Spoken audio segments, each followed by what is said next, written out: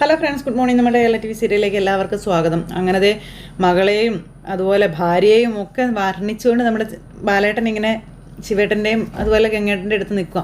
അപ്പോൾ കഴിഞ്ഞ കാര്യങ്ങൾ ഇനി ഇങ്ങനെ കുത്തിപ്പൊക്കല്ലേ എന്ന് ഗംഗേട്ടൻ പറഞ്ഞു. കുറേ പറഞ്ഞതല്ലേ, ഇനി എത്ര പറഞ്ഞാലും മായ്ച്ചു കളയാനോ തിരുത്തി കുറിക്കാനോ പറ്റത്തില്ല എന്ന് പറഞ്ഞു. ആ സമയത്ത് ബാലേട്ടൻ ഇവരെ നോക്കി, പറയാനുള്ള അവകാശമെങ്കിലും എനിക്ക് വേണ്ടേ ഗംഗേട്ടാ എന്ന് ബാലേട്ടൻ ചോദിക്കാം. ചതിക്കപ്പെട്ടവനല്ലേ, തകർക്കപ്പെട്ടവനല്ലേ, അപ്പം പിന്നെ അത് പറയുമെങ്കിലും വേണ്ടേ? നിങ്ങൾക്ക് എന്തെങ്കിലും നഷ്ടപ്പെട്ടു പോയോ? ഇല്ലല്ലോ, നിങ്ങൾക്കൊന്നും നഷ്ടപ്പെട്ടിട്ടില്ല. നഷ്ടപ്പെട്ടു പോയത് മുഴുവനും എനിക്കല്ലേ എന്ന് ചോദിച്ചു. എൻ്റെ ലൈഫല്ലേ പോയതെന്ന് ചോദിച്ചു. എൻ്റെ കുടുംബമാണ് തകർന്നു പോയതെന്നൊക്കെ പറയുമ്പോൾ മനസ്സ് വെച്ചാൽ നഷ്ടപ്പെട്ടു പോയതൊക്കെ നിനക്ക് തിരിച്ചെടുക്കാൻ പറ്റുമെന്ന് ഗംഗേട്ടൻ പറയുമ്പം ആര് മനസ്സ് വെക്കണം? അതുകൂടി ഒന്ന് പറ എന്ന് ഗംഗേട്ടനോട് ബാലേട്ടൻ. അപ്പോൾ ഇവർ രണ്ടുപേരും പരസ്പരം അങ്ങോട്ടും ഇങ്ങോട്ടും നോക്കുക കേട്ടോ. അഹങ്കാരിയും വ്യഭിചാരിയും അഴിഞ്ഞാട്ടക്കാരിയും ധിക്കാരിയുമായിട്ടുള്ള നിങ്ങളുടെ പെങ്ങളോ? അതോ അടങ്ങി ഒതുങ്ങി എൻ്റെ ബിസിനസ്സൊക്കെ നോക്കി ജീവിക്കുന്ന ഞാനോ? ആരാ? വൈജയെ ഞങ്ങൾ ഇങ്ങോട്ടേക്ക് കൂട്ടിക്കൊണ്ട് വന്നിട്ടുണ്ടെന്ന് ശിവേട്ടൻ പറയുമ്പോൾ ഓ അതിനാണല്ലേ അളിയന്മാർ രണ്ടും അരയും തലയും മുറുക്കി കെട്ടിയൊക്കെ ഇറങ്ങിയത്. കണ്ടപ്പോഴേ എനിക്ക് തോന്നി എന്തെങ്കിലും ഉണ്ടെന്ന്. പെങ്ങളെ പുനഃസ്ഥാപിക്കാനുള്ള വരവ് തന്നെയാണെന്നുള്ളത്. സംസാരം കേട്ടാൽ തോന്നും എന്നെ അങ്ങ് ഒലത്താൻ വേണ്ടി വന്നതാണെന്ന്. അപ്പോൾ കുറച്ചുകൂടി മാന്യമായിട്ട് സംസാരിച്ചിട്ട് ബാലേന്ദ്രൻ നിനക്ക്. അത് കേട്ടപ്പം നിങ്ങളോട് കാണിക്കാനുള്ള മാന്യതയുടെ അളവൊക്കെ എനിക്ക് കൃത്യമായിട്ട് അറിയാം. ഞാൻ അത്രയ്ക്കൊന്നും അങ്ങോട്ട് താഴോട്ട് പോയിട്ടില്ല. പോകണമെങ്കിൽ ഞാൻ ഇനിയും താഴോട്ട് പോകാം, എന്താ? പക്ഷെ നിങ്ങളുടെ ലെവലിലോട്ട് താഴാൻ എൻ്റെ അന്തസ്സ് അത് അനുവദിക്കുന്നില്ല. നീ ഇങ്ങനെ കരയ്ക്കും വള്ളത്തിലും കയറാതെ നിന്നാൽ എന്ത് ചെയ്യും എന്ന് ശിവേട്ടൻ അന്നേരം ചോദിച്ചു. ഇത് കേട്ടപ്പോൾ നമ്മുടെ ബാലൻ, ഞാൻ ഏത് കരയ്ക്ക് കയറണം എന്ന് ചോദിച്ചു. ശിവേട്ടൻ പറ, ഞാൻ ഏത് കരയ്ക്ക് കയറണം? നിങ്ങൾ ആങ്ങളമാരും പെങ്ങളും കൂടി ചേർന്ന് 10-22 വർഷക്കാലമായിട്ട് എന്നെ കുരങ്ങ് കളിപ്പിച്ചുകൊണ്ടിരിക്കുകയാണല്ലോ. അതെന്താ, ഞാൻ കണ്ടിന്യൂ ചെയ്യണമെന്ന് ചോദിച്ചു. അതാണോ ഞാൻ ചെയ്യേണ്ടത്? അതോ എല്ലാവരോടും എല്ലാം തുറന്നു പറഞ്ഞ് താറുമാറായി കിടക്കുന്ന ഈ കുടുംബം നാനാവഴിക്ക് ഞാൻ പിരിച്ചുവിടണോ? അതാണോ ഞാൻ ചെയ്യേണ്ടത്? ഏതാ വേണ്ടതെന്നൊന്ന് പറ. അപ്പം അത് കേട്ട് കഴിഞ്ഞപ്പോഴത്തേക്ക് ഇവർ അങ്ങോട്ടും ഇങ്ങോട്ടും ഇങ്ങനെ നോക്കുക. എല്ലാം തുറന്ന് ഞാൻ പറഞ്ഞേക്കട്ടെ. അന്നേരം അത് നീ നിൻ്റെ ഇഷ്ടം പോലെ എന്താണെന്ന് വെച്ചാൽ ചെയ്യാൻ പറഞ്ഞു. അപ്പോൾ എൻ്റെ ഇഷ്ടം പോലെ ചെയ്യാൻ എനിക്ക് നിങ്ങളോട് ചോദിക്കേണ്ട കാര്യമുണ്ടോ? ഇല്ലല്ലോ. തുറന്നു പറയണമെങ്കിലേ എല്ലാം ഞാനങ്ങ് പറഞ്ഞ് അവസാനിപ്പിച്ചേക്കാം. പറഞ്ഞ് അവസാനിപ്പിച്ചേക്കട്ടെ എന്ന് ചോദിച്ചു. അപ്പോഴും ഇവർ രണ്ടുപേരും കൂടെ അങ്ങോട്ടും ഇങ്ങോട്ടും നോക്കുക. പിന്നെ വൈജയന്തി ഈ വീട്ടിലുണ്ടാവത്തില്ല, എൻ്റെ ലൈഫിലും ഉണ്ടാവത്തില്ല. അതും മാത്രമൊന്നുമല്ല ഞാൻ ചെയ്യാനായിട്ട് ഉദ്ദേശിക്കുന്നത്. ബാലായിലെ ഏറ്റവും വലിയ കല്യാണ മണ്ഡപത്തിൽ വെച്ച് കല്യാണ പാർട്ടി നടത്തിയതുപോലെ ഞാനൊരു ഡിവോഴ്സ് പാർട്ടി നടത്തുമെന്ന് ബാലൻ സകല ബന്ധുമിത്രാദികളെയും ക്ഷണിക്കും. അവിടെ വെച്ച് മൈക്കിലൂടെ ഞാൻ അനൗൺസും ചെയ്യും എന്തുകൊണ്ടാണ് ഞാൻ വിവാഹബന്ധം വേർപെടുത്തിയതെന്ന്. അത് ഞാൻ ചെയ്യട്ടെ എന്ന് ചോദിച്ചു. ഇവർക്ക് മറുപടി വല്ലതും ഉണ്ടോ? അങ്ങനെ ചെയ്തില്ലെങ്കിൽ നാട്ടുകാരും വീട്ടുകാരൊക്കെ വിചാരിക്കും ഞാനൊരു പുതുപ്പെണ്ണിനെ കണ്ട് ഭാര്യയെ വലിച്ചെറിഞ്ഞ് കളഞ്ഞതാണെന്ന്.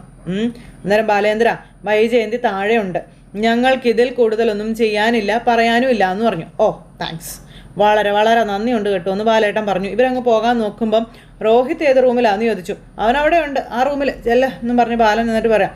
അതും കൈതക്കൽ മാളിക വീട്ടുകാരുടെ സംഭാവനയാണെന്ന് പറയുമ്പം അത് മനസ്സിലായില്ലെന്ന് ശിവേട്ടൻ. അന്നേരം എന്ന് വെച്ചാലേ ശിവേട്ടൻ്റെ മകനാണ് അവൻ ഈ അവസ്ഥയിൽ എത്തിച്ചതെന്ന്. എന്നിട്ട് എൻ്റെ മകൻ ഇപ്പോഴും ജയിലിലാണല്ലോ, നിന്റെ മകൻ രക്ഷപ്പെട്ടു വന്നില്ലേ എന്ന് ശിവേട്ടൻ അന്നേരം ബാലനോട് ചോദിച്ചു. അതൊരു അനാഥ പെൺകുട്ടി ചെയ്ത പുണ്യമാണെന്ന് ബാലേട്ടൻ അന്നേരം പറയൂ കേട്ടോ. ഇവർക്ക് മിണ്ടാട്ടം മുട്ടിപ്പോയി. വേറെ ആർക്കും ഒരവകാശവും അതിൽ പറയാനില്ല എന്നും പറഞ്ഞു.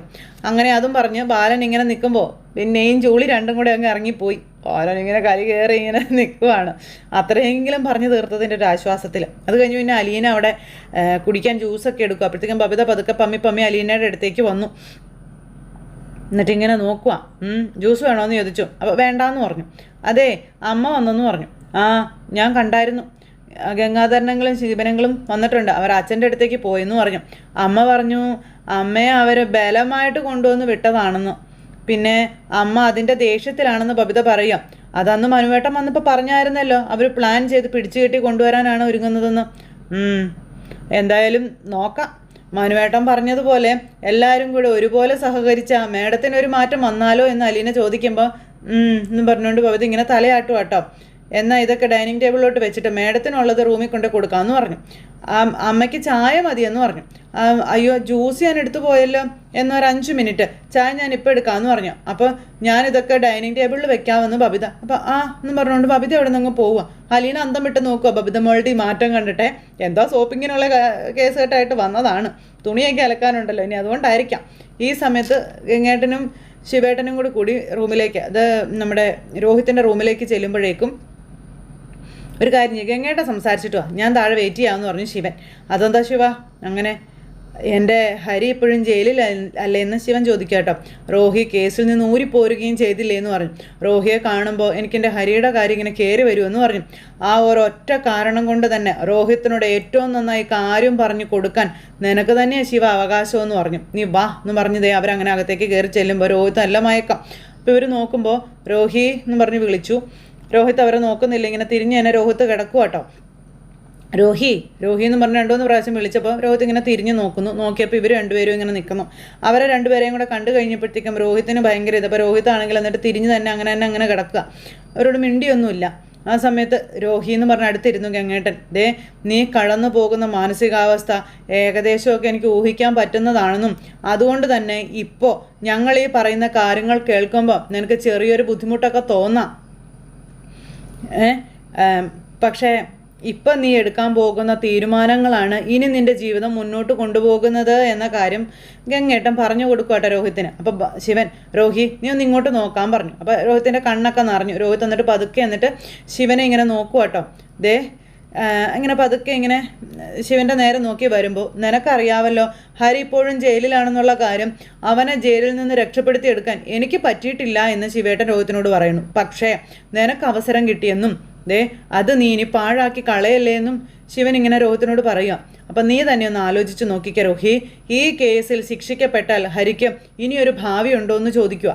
പിന്നെ ശിക്ഷ കഴിഞ്ഞ് ഇറങ്ങിക്കഴിയുമ്പോൾ അവൻ ഈ നാട്ടിൽ അവൻ്റെ ലൈഫ് തിരിച്ചു പിടിച്ചു കൊണ്ടുവരാൻ അവനെ കൊണ്ട് സാധിക്കുമോ എന്നൊക്കെ ചോദിക്കുവാണ്. അപ്പോൾ പ്രായത്തിൻ്റെ തിളപ്പിൽ ഓരോന്ന് ചെയ്തു കൂട്ടും. ഞങ്ങളത് തിരുത്താൻ ശ്രമിച്ചാലോ അതിന് ചെറിയ ശിക്ഷ തരുമ്പോഴോ ഞങ്ങളോട് വൈരാഗ്യമാണ് നിങ്ങൾക്ക് ഉണ്ടാകാറ്. പിന്നെ അവൻ്റെ എല്ലാ തെമ്മാടിത്തരത്തിനും നീ കൂട്ടുനിന്നായിരുന്നു. ആ പെങ്കൊച്ചിൻ്റെ കാരുണ്യം കൊണ്ട് മാത്രം കിട്ടിയൊരു ജീവിതമാണിതെന്ന കാര്യം പറഞ്ഞു കൊടുക്കുക ശിവൻ ഇങ്ങനെയും രോഹിത്തിനോട്. അതിനി കൊണ്ടുപോയി ആർക്കും വേണ്ടി ഇല്ലാണ്ടാക്കി കളയരുതെന്നും ശിവേട്ടൻ പറഞ്ഞു കൊടുക്കുന്നു കേട്ടോ. നിൻ്റെ അമ്മയെപ്പോലെ നീയും നിൻ്റെ തന്നെ നിഴലിനോട് യുദ്ധം ചെയ്യരുത്, തോറ്റു പോവേ ഉള്ളൂ എന്ന കാര്യം പറഞ്ഞ് ഗംഗേട്ടനും പറഞ്ഞു കൊടുക്കുക. നിൻ്റെ കൂടെ ഇപ്പോൾ എല്ലാവരും ഉണ്ട്. നിൻ്റെ അച്ഛനുണ്ട്, അമ്മയുണ്ട്, കൂടപ്പുറപ്പുകളുണ്ട്, പിന്നെ ഞങ്ങളും നിൻ്റെ കൂടെ ഉണ്ടല്ലോ. എൻ്റെ ഹരിയെപ്പോലെ തന്നെ അല്ലേ നീയും എനിക്ക്. അതുകൊണ്ട് പറയാം, ഇനി ഇതുപോലെ ഒരു കുഴിയിലും പോയി ചാടിയേക്കരുത്. കേട്ടല്ലോ ഗംഗേട്ടാ, ഞാൻ വെളിയിൽ കാണും കേട്ടോ എന്ന് പറഞ്ഞ് ശിവേട്ടൻ അവിടെ നിന്ന് അങ്ങോട്ടേക്ക് പോയി. ശിവേട്ടൻ അങ്ങ് പോയി കഴിഞ്ഞപ്പോൾ, രോഹി ഇത് ലൈഫിലെ ഒരു ടേണിംഗ് പോയിൻ്റ് ആണെന്ന് നീ കരുതിയാൽ മതിയെന്നും കേട്ടോ. ടേക്ക് റെസ്റ്റും പറഞ്ഞ് അവിടുന്ന് ഗംഗേട്ടനും അങ്ങ് പോയി. പിന്നെ അലീന എന്ന് പറയുന്ന പെൺകുട്ടിയെ ചേരി തിരിഞ്ഞ് ആക്രമിക്കാൻ വീണ്ടും ശ്രമിച്ചാൽ അതിൻ്റെ റിസൾട്ട് നിങ്ങളെ മാത്രമേ ബാധിക്കുകയുള്ളൂ എന്ന കാര്യവും പറഞ്ഞു ഗംഗേട്ടൻ. അതും പറഞ്ഞ് അവിടെ നിന്ന് അദ്ദേഹം അങ്ങ് പോവുക. പിന്നെ പോയ ഗംഗേട്ടൻ തിരിച്ചു വന്നിട്ട് ഇപ്പോൾ സംഭവിച്ച തെറ്റുകൾ തിരുത്താനും അത് ആവർത്തിക്കാതിരിക്കാനും നിൻ്റെ മുന്നിൽ വലിയൊരു വഴിയുണ്ട് കേട്ടല്ലോ എന്നും പറഞ്ഞു അവിടെ നിന്ന് അദ്ദേഹം ഇങ്ങനെ വീണ്ടും ഉപദേശിച്ചു കൊടുക്കുക. എന്നാൽ റെസ്റ്റ് എടുത്തോ കേട്ടോ എന്നും പറഞ്ഞുകൊണ്ട് എന്നിട്ട് അദ്ദേഹം അങ്ങ് പോയി.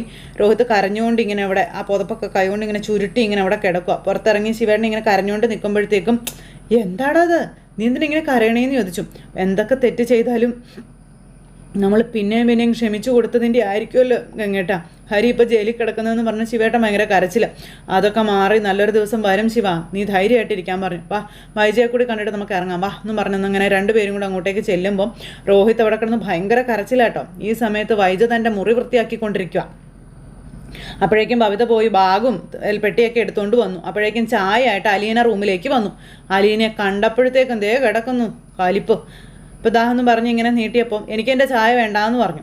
അതെല്ലാം ഞാൻ ഉപേക്ഷിച്ചതാണെന്നും പറഞ്ഞു. നിന്നെയും ഞാൻ ഉപേക്ഷിച്ചതാണെന്ന് പറയുമ്പം അത് ശരിയായിരിക്കാമെന്ന് അലീന പറയാട്ടോ. ചായ എന്നെപ്പോലെ അല്ലല്ലോ അതിന് ആരോടും വിരോധം ഇല്ല എന്ന് അലീന വൈജയോട് പറയുമ്പോൾ, നീയുള്ള ഈ വീട്ടിലേക്ക് കാല് കുത്തില്ല എന്ന് ശപഥം ചെയ്തു പോയവളാണ് ഞാനെന്ന് പറയുമ്പം അത് സാരമില്ല. അപ്പോഴത്തെ സാഹചര്യം അല്ലല്ലോ ഇപ്പോൾ ഉള്ളത്. അപ്പം എന്തോന്നും സാരമില്ല എന്ന് നിനക്ക് അത് സാരമില്ലായിരിക്കും അല്ലടി എന്നും പറഞ്ഞുകൊണ്ട് ഇങ്ങനെ പറയുവാണ്. എല്ലാം കൈവശത്തിലാക്കിയല്ലോ നീ അല്ലേ? അലീനയ്ക്ക് ഇതൊക്കെ കേട്ടിട്ട് ദേഷ്യം വരിക. ആ ചായ ഇങ്ങോട്ട് തരാൻ പറഞ്ഞു ബബിത. എൻ്റെ കയ്യിലിരിക്കുമ്പോൾ അതിനൊരു കുഴപ്പം ഉണ്ടാവില്ല എന്ന് ബബിത ഇങ്ങനെ പറയുന്നേ. എന്നിട്ട് ബബിത അത് മേടിച്ച് അവിടെ അങ്ങനെ അങ്ങ് വെച്ചു. വൈജ അന്നേരം അഹങ്കാരം കൊണ്ട് തല തിരിഞ്ഞ് നിൽക്കുക. റൂം ക്ലീൻ ചെയ്യണമെന്ന് ചോദിച്ചാൽ അലീന, നീ എനിക്ക് വേണ്ടി ഒന്നും ചെയ്യണ്ട, ഇത് എൻ്റെ മുറിയല്ല, എൻ്റെ വീടും അല്ല എന്ന് വൈജ പറയാണ്. കൂടി വന്ന 4 ദിവസം കൂടി ഞാനിവിടെ താമസിക്കുമെന്നും വല്ല നിവർത്തി ഉണ്ടെങ്കിൽ നീ എൻ്റെ കൺമുന്നിൽ വരാതെ ഒന്ന് നോക്ക്, നിൻ്റെ മോന്ത കാണുമ്പോഴേ എനിക്ക് വിറഞ്ഞു കയറുമെന്ന് വൈജ പറഞ്ഞപ്പം ഞാൻ കാരണം എന്തായാലും പറയാൻ നിൽക്കണ്ട, ഞാൻ പോയേക്കാവെന്ന് അലീന ഇങ്ങനെ പറയുക. എന്നിട്ട് അലീന അവിടെ നിന്ന് അങ്ങോട്ടേക്ക് പോണു. പോയ അലീന ഇങ്ങനെ ഒന്ന് തിരിഞ്ഞു നോക്കിയിട്ടാണ് പോകുന്നത്. ഈ കുടുംബം നശിപ്പിച്ചിട്ട് നടക്കുക ജന്തു എന്നും പറഞ്ഞുകൊണ്ട് അലീനയെ പറ്റി പറഞ്ഞപ്പം അത് അലീന കേട്ടു. അപ്പോൾ അലീന തിരിച്ച് പോയതുപോലെ തന്നെ വൈജയുടെ അടുത്തേക്ക് വന്നു. വിട്ടുകൊടുത്താൽ ശരിയാവത്തില്ലല്ലോ, ഇത്രയും അഹങ്കാരം പാടില്ലല്ലോ എന്ന് തന്നെ കരുതി. എന്നിട്ട് നേരെ അകത്തേക്ക് കയറി വന്നിട്ട്, അതെ കുടുംബം നശിപ്പിച്ചത് ആരാണെന്ന് അറിയണമെങ്കിലേ ഒരാത്മപരിശോധന നടത്തി നോക്കാൻ അലീന പറയാം, അന്നേരം മനസ്സിലാകും. അപ്പോൾ വൈജി ഇങ്ങനെ അലീനയെ നോക്കുക കേട്ടോ. അങ്ങനെ അമ്മയും മോളും നേർക്ക് നേരെ നോക്കുന്നു. അപ്പോൾ എനിക്കൊരു ആത്മപരിശോധനയും നടത്തണ്ട, അല്ലാതെ തന്നെ എനിക്ക് കാണാം. കൺമുന്നിൽ നിപ്പുണ്ടല്ലോ, കൺമുന്നിൽ കാണണമെങ്കിലേ നിലക്കണ്ണാടിയുടെ മുന്നിൽ ചെന്ന് നിന്ന് നോക്കേണ്ടി വരും, അപ്പം മനസ്സിലാകുമെന്ന് അലീന പറയുവാണ്. അതും പറഞ്ഞ് അലീന അവിടെ നിന്ന് അങ്ങോട്ടേക്ക് പോകുന്നു. അത്രയും അലീന പറഞ്ഞിട്ട് പോയി കഴിഞ്ഞപ്പോഴത്തേക്കും വൈജയ്ക്ക് അതും പിടിച്ചില്ല. അപ്പോൾ അവളെന്താ അങ്ങനെ പറഞ്ഞേ? അങ്ങനെ ഒരു ചിന്ത പെട്ടെന്ന് വൈജയുടെ മനസ്സിലേക്ക് കയറി വന്നു. വൈജ നിന്ന് ഇങ്ങനെ ആലോചിക്കുക. അപ്പോൾ ബബിത തൊട്ടരികിൽ നിപ്പുണ്ട്. അത് കഴിഞ്ഞ് ആരെയോ ഫോണിൽ വിളിച്ച് പില്ലോ കവറൊക്കെ ഇട്ടുകൊണ്ടിരിക്കുക. ജോയിൻ ചെയ്യുന്നതിനെ പറ്റി, അതായത് ജോലിക്ക് ജോയിൻ ചെയ്യുന്നതിനെ പറ്റി. അപ്പോൾ അവിടെ ഭയങ്കര തിരക്കും കാര്യങ്ങളൊക്കെ ആയിരിക്കുമല്ലോ. അപ്പോൾ അതിൻ്റെ ബഹളങ്ങളൊക്കെ തീർന്നിട്ട് ഞാൻ ജോയിൻ ചെയ്യാമെന്ന് പറയുവാണ്. കാലിന് പെയിനൊക്കെ ഉണ്ട്, നടക്കാൻ കുറച്ച് ബുദ്ധിമുട്ടും ഉണ്ട്, പിന്നെ വാക്കറും കുറച്ചൊന്നും വേണ്ടെന്നേ, അത്ര ബുദ്ധിമുട്ടൊന്നും ഇല്ല എന്നൊക്കെ പറഞ്ഞ് ഫോണിൽ സംസാരിച്ചുകൊണ്ട് നിൽക്കുമ്പോഴത്തേക്കും റൂമിൻ്റെ ഡോറിൽ ആരോ ഒന്ന് കൊട്ടി. ഫോൺ കട്ട് ചെയ്തിട്ട് തുറന്നപ്പോൾ ഏട്ടന്മാരെ കണ്ടു കഴിഞ്ഞപ്പോഴത്തേക്കും നിങ്ങളോ ഇത്രയും ക്ലീനായിട്ട് തന്നെ കീപ്പ് ചെയ്തിരിക്കുമായിരുന്നു എന്ന് ചോദിച്ചു നമ്മുടെ ഗംഗേട്ടൻ. അതെ ആ ബാത്റൂം ഒന്ന് റൂം തുറന്ന് നോക്കുക, അപ്പോൾ മനസ്സിലാകുമെന്ന് പറഞ്ഞു. ഇതിപ്പോൾ ഉള്ള ആരോഗ്യം വെച്ച് ഞാൻ ശരിയാക്കിയതാണെന്ന് വൈജ. ഞാൻ ഇനി ഒരിക്കലും തിരിച്ചു വരത്തില്ലെന്നേ അവർക്ക് ഉറപ്പായിരുന്നു, അതുകൊണ്ട് ഈ റൂം തിരിഞ്ഞു നോക്കിയിട്ടില്ല എന്ന് വൈജ പറഞ്ഞപ്പം ആർക്ക് ഉറപ്പായിരുന്നു എന്ന്? അപ്പോൾ ഇവിടെ ഇപ്പോൾ എല്ലാത്തിൻ്റെ ഓണർ അവളല്ലേ, അലീനയെന്ന് പറയുന്നവള്, അവളുടെ കാര്യമാണ് പറഞ്ഞതെന്ന് പറയുമ്പം വൈജേ റൂമൊന്നും അല്ല ആദ്യം ക്ലീൻ ചെയ്യേണ്ടത്, നിൻ്റെ ഉള്ളാണെന്ന് ഗംഗേട്ടൻ പറഞ്ഞു. എന്തു പറഞ്ഞാലും അലീനയുടെ മുകളിലോട്ട് കയറിയാൽ മതിയല്ലോ, പിന്നെ അല്ലാതെ ബാക്കിയെല്ലാം ക്ലീൻ, ഈ റൂം മാത്രം തൊട്ടിട്ടില്ല, എന്താ അതിൻ്റെ അർത്ഥം എന്ന് വൈജ ചോദിച്ചപ്പം ഇവർക്ക് ദേഷ്യം വന്നു. അവൾ ഉറപ്പിക്കുന്നതിന് മുന്നേ ഞാൻ ഉറപ്പിച്ചതാ ഇനി ഇങ്ങോട്ടില്ല എന്ന്. അപ്പോഴാണ് ഗംഗേട്ടനും ശിവേട്ടനും കൂടെ ഒരു കാര്യമില്ല അത് എന്നെ ബലമായിട്ട് പിടിച്ച് ഇങ്ങോട്ടേക്ക് കൊണ്ടുവന്നത്. അപ്പം നീ ആരോടാ വൈജി വാശിയൊക്കെ കാണിക്കുന്നേ? ആരോടാ? നിനക്ക് എന്നാ? ഇപ്പോൾ ഗംഗേട്ടൻ എപ്പോഴും അവരുടെ സൈഡാണല്ലോ, ബാലചന്ദ്രൻ്റെ ആ നശിച്ചവളുടെ. ഗംഗേട്ടന് വേറെ ഒന്നും പറയാനില്ലോ, ഇവിടെ ആരും ആരുടെയും കൂടെയല്ല, ന്യായത്തിൻ്റെ കൂടെയാണ് വൈജയ്. ബാലചന്ദ്രൻ്റെ ഭാഗത്ത് ന്യായം ഉള്ളതുകൊണ്ട് ഞങ്ങൾ ബാലചന്ദ്രൻ്റെ കൂടെ നിൽക്കുന്നു, നിൻ്റെ ഭാഗത്ത് ന്യായം കാണുമ്പോൾ ഞങ്ങൾ നിൻ്റെ കൂടെ നിൽക്കുമെന്ന് ശിവേട്ടൻ അന്നേരം പറഞ്ഞു. എൻ്റെ ഭാഗത്ത് ന്യായം ഇല്ലല്ലേ? അയാൾ കണ്ടവളുമാരുടെ കൂടെ കിടന്ന് ഉണ്ടാക്കിയ സന്തതിക്ക് അയാൾക്ക് ന്യായമല്ലേ? അയാൾക്കെതിരെ സംസാരിച്ച ഞാൻ അന്യായക്കാരിയല്ലേ എന്ന് പറഞ്ഞു വൈജ വലിയ ഡയലോഗ് അടിക്കുന്നു. ഇനി ഉടനെ എൻ്റെ ആഗ്രഹം എന്നും പറഞ്ഞ് വരണ്ട, അത് കഴിഞ്ഞു എന്നും അവിടുത്തെ കണക്ക് പറഞ്ഞ് ആരും വന്നിട്ടില്ലല്ലോ, ഉണ്ടോയെന്ന് ചോദിച്ചു വൈജ ഇവരോടെ. ഇവർ രണ്ടുപേരും ഇങ്ങനെ നോക്കും. അപ്പം അങ്ങോട്ടും ഇങ്ങോട്ടും എല്ലായിടത്തും വൈജ എന്തി തോറ്റു തരണം അല്ലേ? നിങ്ങൾക്ക് എല്ലായിടത്തും മാന്യന്മാരായിട്ട് നിൽക്കണം. അപ്പം ശരി, ഞങ്ങൾ ഒന്നിലും ഇടപെടത്തില്ല. ഒരു കാര്യം ചെയ്യാം, ബാലചന്ദ്രനോട് നീ സംസാരിക്കുക, നിൻ്റെ മക്കളോടും നീ സംസാരിക്കുക, എന്നിട്ട് ബാലചന്ദ്രന് പറയാനുള്ളത് മുഴുവനും കേട്ടിട്ട് ഇവിടുന്ന് നീ ഇറങ്ങിക്കൊള്ളാൻ പറഞ്ഞു. അപ്പോൾ അത് കേട്ടപ്പോൾ ഇവളിങ്ങനെ നോക്കുക. പക്ഷേ ഒന്നും വിട്ടുപോകരുത്, ഒരക്ഷരം പോലും നീ വിഴുങ്ങരുത്. വൈജയന്തി ആരാണെന്നും എന്താണെന്നും. അപ്പോൾ നിങ്ങൾ ആരെയാ ഈ പേടിക്കുന്നേ? ബാലചന്ദ്രനെയോ? ആളുടെ അടുത്ത് ഞാൻ പറഞ്ഞോളാന്ന് വൈജ പറയുമ്പം നിനക്ക് ഈ കുടുംബം നന്നായി കാണണമെന്ന് യാതൊരു ആഗ്രഹമില്ല വൈജെ. നിൻ്റെ മക്കൾ, നിൻ്റെ ജീവിതം, ഇതിനൊന്നും യാതൊരു വിലയും നീ കൊടുക്കുന്നില്ലേ? എൻ്റെ മോൻ ജയിലിൽ കിടക്കുമ്പോഴും ഞാനിവിടെ വന്ന് നിന്നോട് സംസാരിക്കുന്നത് എന്തിനാണെന്ന് ചോദിച്ചു. നിനക്ക് വേണ്ടി ഞങ്ങളിവിടെ ബാലചന്ദ്രൻ്റെ മുന്നിൽ ചെന്ന് നിന്ന് തലയും കുനിച്ച് നിൽക്കുന്നത് എന്തിനാണെന്ന് എപ്പോഴെങ്കിലും നീ ആലോചിച്ചിട്ടുണ്ടോ എന്ന് ചോദിച്ചു. അന്നേരം വൈജയ, നിൻ്റെ വാശിയും വൈരാഗ്യമൊക്കെ മാറ്റി വെച്ചാൽ നീ അല്പം കോമൺ സെൻസോടുകൂടി ഒന്ന് ചിന്തിക്കാൻ പറഞ്ഞു. അപ്പം നിനക്ക് മനസ്സിലാകുമെന്ന് പറയുമ്പോൾ എൻ്റെ കുടുംബം നന്നാക്കാനാണോ അതോ ഞാൻ വാടക വീട്ടിലേക്ക് മാറി താമസിക്കുന്നതിൻ്റെ നാണക്കേട് കൊണ്ടാണോ നിങ്ങൾ ഈ സഹായിക്കുന്നതെന്ന് മനസ്സിലാക്കാനുള്ള കോമൺ സെൻസ് ഒക്കെ എനിക്ക് ഉണ്ട് ഗംഗേട്ടാ എന്ന് വൈജ. എൻ്റെ ഗംഗേട്ടാ, ഇവളോട് സംസാരിച്ച് നിൽക്കുന്നതിനേക്കാളും ഭേദം പുറത്തോട്ട് ഇറങ്ങി ആകാശത്തേക്ക് നോക്കി കൂയി കൂയി എന്ന് കൂകി വിളിച്ച് നിൽക്കുന്നതാണെന്ന് ശിവേട്ടൻ പറയുമ്പോൾ എന്നാൽ പിന്നെ അങ്ങനെ അങ്ങ് ചെയ്യുക, സമാധാനമാവട്ടെ എന്ന് വൈജ. അന്നേരം ശിവ, ദേ ഗംഗേട്ടാ, ഇവൾക്ക് നമ്മൾ ഈ പറയുന്നതൊന്നും തലയിൽ കയറത്തില്ല, എന്തിനാ വെറുതെ വായിട്ട് അലയ്ക്കുന്നത് നമ്മളെന്ന് ശിവേട്ടൻ ചോദിച്ചു. അപ്പോൾ അത് ഞാൻ ആദ്യമേ പറഞ്ഞതല്ലേ, എന്നെ എൻ്റെ വഴിക്ക് അങ്ങ് വിട്ടേക്കാൻ, നിന്നെ അങ്ങനെ വിടാൻ സൗകര്യമില്ലെന്ന് ശിവേട്ടൻ അന്നേരം വൈജയോട് പറഞ്ഞു. നീ ഇവിടെ തന്നെ കാണും, ഒരിടത്തേക്ക് ഉണ്ടാക്കാൻ പോകണ്ടെന്നും പറഞ്ഞു. അപ്പോൾ നമുക്ക് കാണാമെന്ന് വൈജ. ദേ, നിങ്ങൾ രണ്ടുപേരും ഇവിടെ വന്ന് കാവൽ കിടക്കാനൊന്നും പോകുന്നില്ല, ഇപ്പം ചിലപ്പോൾ നിൽക്കുവടി, ഇനി അങ്ങനെ നിൽക്കേണ്ടി വന്നാൽ അതും വേണമെങ്കിൽ ചെയ്യുവടി എന്ന് പറഞ്ഞ് ശിവേട്ടൻ ദേഷ്യപ്പെട്ടപ്പോൾ ശിവ നീ പോയിക്കോളാൻ പറഞ്ഞു. ഞാൻ സംസാരിച്ചോളാമെന്ന് പറഞ്ഞു ഗംഗേട്ടൻ. നിങ്ങൾ എത്ര ദിവസം കാവൽ കിടക്കും? ഒരു ദിവസമോ, ഒരാഴ്ചയോ, അതോ ഒരു മാസമോ? നിങ്ങൾ കാവൽ നിർത്തുന്നതിൻ്റെ പോയിന്റിൽ നിന്ന് ഞാനിവിടുന്ന് ഇറങ്ങുമെന്നും പറഞ്ഞു വൈജ ഇവരെ വെല്ലുവിളിക്കുന്നു.